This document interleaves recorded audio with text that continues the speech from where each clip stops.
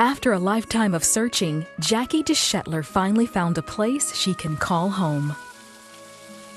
When she recalls her childhood, she remembers being painfully shy.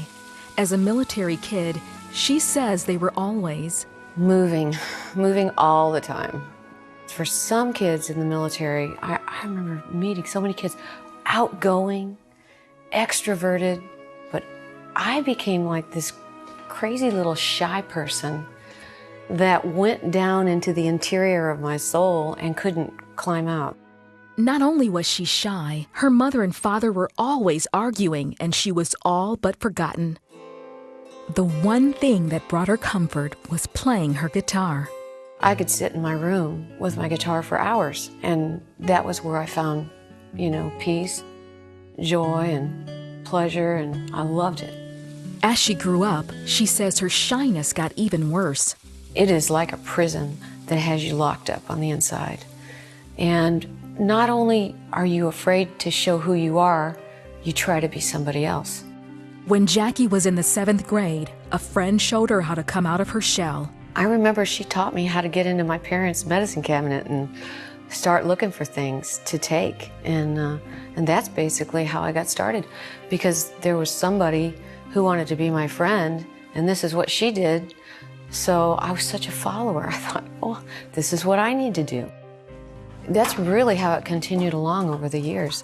Because of the shyness and the prison that I lived in, drugs actually began to help me, or what I thought was help me to be more outgoing. Years later in high school, Jacque went to church with a friend. She prayed with some workers there, and her life began to change dramatically. I started feeling clean on the inside, like, wow, it was just like so refreshed, and I could feel things washing away from my life. I could feel this I had an amazing experience. Everyone at her high school saw Jacque's changed life. I would get on the school bus and drive everybody insane because I started preaching the gospel. I couldn't stop reading the Word. After high school, she started performing in bars and nightclubs. Jacque says the nightclub lifestyle destroyed her young faith. In the course of all of that, I let my relationship go with the Lord. I let it go. I slipped into many years of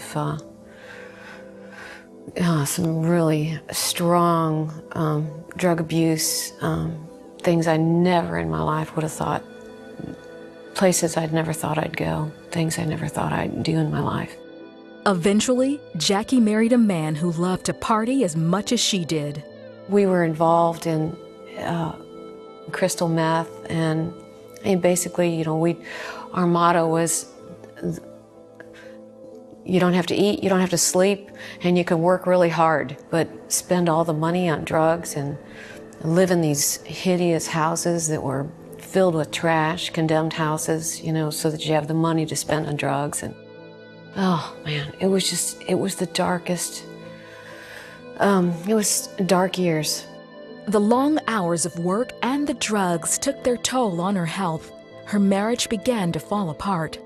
I stood against the wall in one of these rooms, and I remember the carpet in there was, the stench of urine in the house. And I just began to cry. And basically just sunk down into the floor and just begging God to come back, come back again. Jacque left the nightclub scene, found a church, and became a waitress. I felt like I needed to quit singing for a while. And so I did. And during that time, I would leave the restaurant and I'd go to as many church services at Grace Church as I possibly could. Worship became an amazing force in Jacque's life. Here I am standing in the back of a church, and love is showering me. I was like, this is amazing. Today, Jacque leads worship at the St. Louis Dream Center. Tis so sweet to trust in Jesus. When you see people actually begin to melt in the presence of the Lord to where all the walls begin to fall down, it's a tangible thing. Jacque's married to artist Steve DeShetler. Her creativity is pretty amazing. The music that she writes, almost exclusively comes out of her life experiences. Not just her personal life experiences with people, but her experience with God, her spiritual walk. I say God is the ultimate Father because even in the things that I think and don't understand, I lean on Him. And I know that He will direct the way and the path. My life's a giant thank you because He saved my life.